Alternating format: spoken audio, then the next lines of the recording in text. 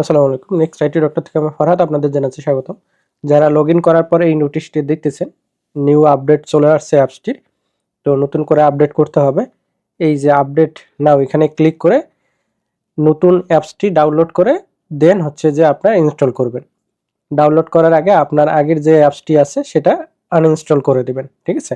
তো এখানে ক্লিক করলেই আপনার ব্রাউজারে নিয়ে যাবে, অথবা ব্রাউজার থেকে আপনি ক্রোম ব্রাউজার থেকে সুন্দর করে লিখবেন nextitdoctor.com, লিখলে এই ওয়েবসাইটটি আসবে nextitdoctor.com। দেন এই ডাউনলোড করে নেবেন, এখান থেকে নিয়ে আপনার পূর্বের নাম্বার এবং পাসওয়ার্ড দিয়ে লগ ইন করতে পারবেন। সবাই এই কাজটি করতে হবে।